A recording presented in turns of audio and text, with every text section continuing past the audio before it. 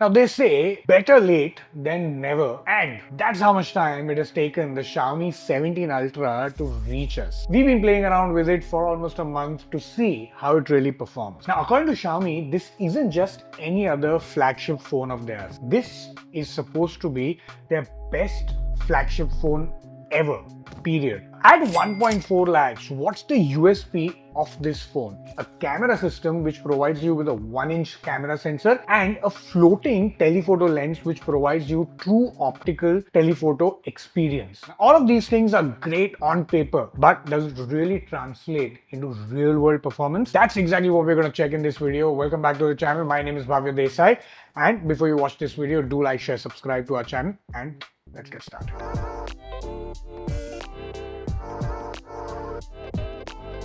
In terms of the look, the phone is slightly big. It's about 6.95 inches diagonally, and because of that, it surely feels slightly heavy. It's about 218 grams, but honestly, it is a flattish design, feels nice in the hand, and I must say that the surface at the back is slightly slippery. So there's a way less chance that you might want to use it without the cover. The moment you look at the back, it's immediate and apparent that the focus here is very clearly the camera system. It is massive, huge, and the cutout, it's impossible to miss. Now, what I like about the phone is that it has some really interesting bits as well. Of course, it has the Leica branding, which you can see on right at the center. I love the Ultra as well, small Ultra on the top. One thing that I really didn't like though is my natural resting finger position is this, and for me, to move it here feels a little bit different than what I would ideally do. Let me know in the comments, this is what usually with these phones do you find this sort of a problem. Now the camera setup is obviously a 3-camera setup, and in those 3 cameras you get this Lumilix Leica system, and that's something that they've been using with a lot of their flagship phones as well. At the front you still have a 50 megapixel camera as well. It is also powered by a Snapdragon 8 Elite Gen 5 processor.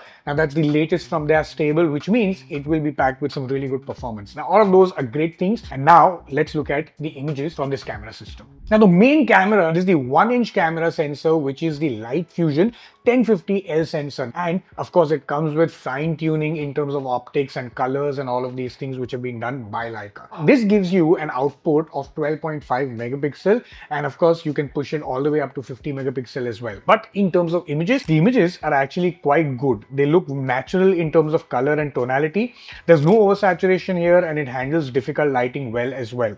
When photographing architecture, we found that the main camera sensor manages to retain some impressive amount of detail in both harsh lights and shadows, and while doing all of this, it also maintains the natural contrast. Everything really stays clean, crisp, and true to life in terms of detailing as well. Even on zooming in, you actually get to see some really clear pictures. But in some cases, we felt the images were slightly processed and underexposed, and because of that, you can actually see a little bit of downgrade in terms of its shadows and highlights and performance as well. And overall, I'd say that this camera is quite impressive. Now moving to the ultra wide sensor. Now this is a 50 megapixel Samsung GN5 sensor. Again, this will give you an output at 12.5 megapixel. In terms of images, I'd say the images overall are pretty decent. There is good detail, but the images are slightly under, as similar to how we found in the main camera as well. And again, owing to that as well, जो इसका shadows and highlight का performance है, that'll again drop a little bit, but it's still not something that you complain about. In terms of color reproduction, in most cases the pictures are well saturated,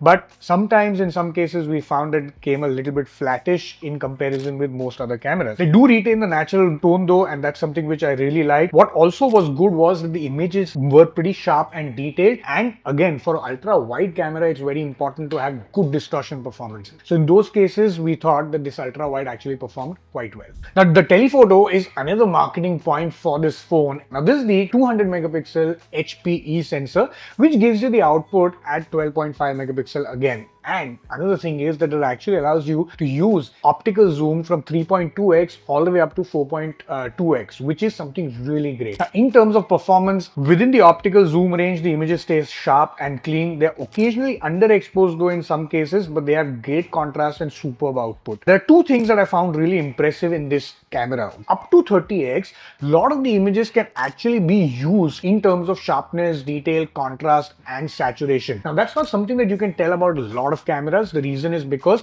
beyond optical zoom, you can start seeing that loss of detail, and as you move higher and higher in terms of that zoom capability, then there is definitely visible loss of detail, which means that this telephoto camera is not just a camera which has a novelty value which goes up all the way to 120x. Of course, at 120x, naturally, you will surely see a lot of loss of detail. At max zoom, if you're shooting buildings, architectures, and all of those things, they actually are able to retain some really good depth and sharpness. But you move that and shoot people, you will shoot basically subjects, then you will surely see a little bit of color flinging, you will surely see a little bit of loss of detail. Another thing, as you move along in the lens in terms of the zoom range, I always mention about the color shifting. In this case, there is slight color shifting in some cases, but overall it's still able to maintain that color tonality and that consistency. In one word, if I were to actually sum up this lens, then it's truly impressive. In terms of low light, all of the benefits that you actually get with that whole 1-inch sensor because of just pure size obviously gets translate into the performance as well.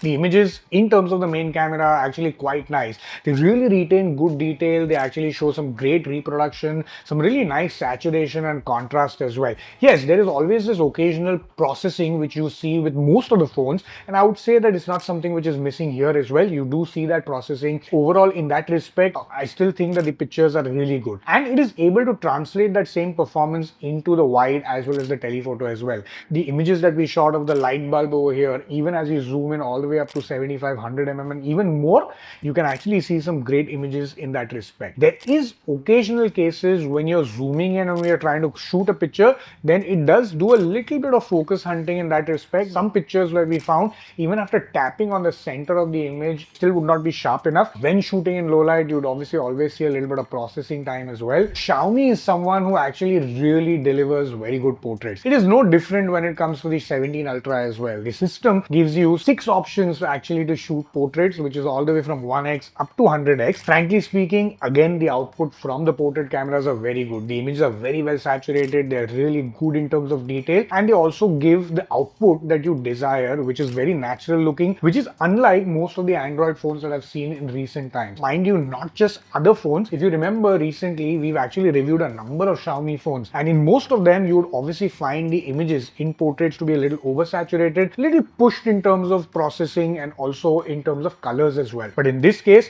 I found that the images are very natural looking to the eye, something that you'd really want to see. What also stood out was the edge detection. The edge detection was far more impressive as compared to the other phones that I've seen from Xiaomi, because even in complicated scenarios, or the edge detection would, even in terms of going through specs or hair strands, they would pretty much stand out. But in terms of the blur is quite nice. It's a lot more realistic as compared to some of the other phones that I've seen. There is a little bit of processing push in that respect, but overall, I'd say that the portraits are pretty decent. Now, when it comes to video, this actually is able to shoot 8K up to 30 FPS and 4K up to 120 FPS. It does provide optical image stabilization as well. It was able to focus decently well. In terms of stabilization, it is pretty much like most of the flagship phones out there. Being a photography focused phone, you do have some interesting things when it comes to video, which are beyond the regular video mode. You have the pro mode, and I'm not going to discuss a lot about that because both in terms of photography and video, it offers you a lot that you can actually do. But one new thing which Xiaomi Ultra 17 offers is something called a live cinematography mode. Cinematography mode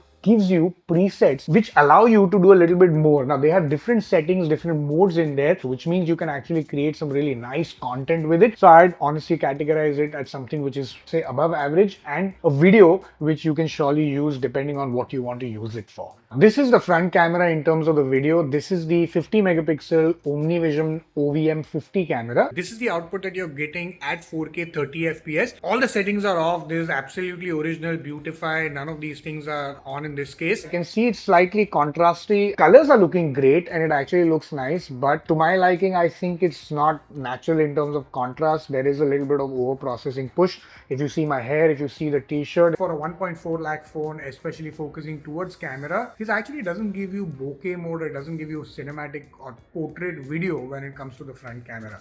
Because the moment I actually put the bokeh on, then it drops down to 180p. Most Android phones actually don't do that, but in comparison with iPhone or in a lot of the flagships out there, portrait video even from the front camera is something which is a standard, and that's something which I feel Xiaomi missed in this one. Now, in terms of pictures, of course, from the front camera, the output is actually very good. The color tonality is great, the edge detection is good, blur is actually quite natural looking, it actually gives you a very good output in that respect. The detailing and the sharpness as well, skin tone, the reproduction is very natural. So overall, both in terms of portrait as well as the images, it's quite good. Now, again, they only give you 0.8x and 1x of zoom. I really don't think that that really makes sense for any user. I do understand that there might be some hardware limitations, but I wish that there was some sort of a workaround. Now, of course, if you're a fan of photography like how we are, then you can always spend a little extra money and get the Xiaomi's photography kit as well, which is specifically for the Xiaomi 17 Ultra. Now, this will put you back from 20,000 rupees roughly, but it completely gives you a different experience. And it also comes with some interesting things like this cover, including the mount, which naturally protects camera cutout at the back, but also allows you to fix a lot more interesting lenses. Unfortunately, Xiaomi did not send us those lenses, which means we can't really give you the experience. But the grip is very simple to put in, and it's actually very interesting to use as well. Comes with a 2000 mAh battery, and frankly speaking, it actually changes the experience of the camera. Now, initially when I started reviewing this phone, I really did not think that I'll use this to shoot a lot, but I found it growing on me a little bit more, and then after a certain point of time, any images that I was actually shooting more in the horizontal mode, I started shooting with this. There are a number of things which this grip offers. I'm not going to bore you with that. You can easily find that online. A few things that I'll just talk about. If you long press this, it actually goes to mode. I found that fast mode a little bit confusing, to be very honest, especially when I wanted to shift it from autofocus to manual focus. So it'll take a little bit getting used to and playing around with. Having said that, when you use this is actually quite nice and good to use. Again, the market for the number of people who are going to use this photography kit is going to be very small, because at 1.6 lakhs, you can actually buy a camera for that much money. Now, of course, you can also use it as a power bank, which can continuously charge your phone, maybe when your battery juice is down. The moment you attach the grip onto this phone, which is already slightly big, slightly heavy, I'd say, this becomes absolutely unpocketable. So that's a caveat that you need to keep in mind as well. So finally, how do I find the Xiaomi 17 Ultra? Two things pop to mind. Number one, the Xiaomi is very serious about its flagship Ultra series, and the fact that they've packed a 1-inch sensor into this really proves that. Number two, the camera really delivers, at least impressively in most cases, and in some it can do better. In terms of images across the range, it's pretty good, and when it comes to the telephoto, it actually is thoroughly impressive. Now here's the caveat. Being a flagship, it attracts that level of price as well. That is not something probably most people are willing to spend. According to me, both Xiaomi and Leica know this. They're trying to create a camera system and showcase their capability and prowess when it comes to photography with the Xiaomi 17 Ultra. And that is where they surely deliver. Let me know in the comments if you are interested or you're willing to spend 1.4 lakhs on a phone like this. Of course, if you like our videos, then please like, share and subscribe to our channel. And until next time, happy viewing.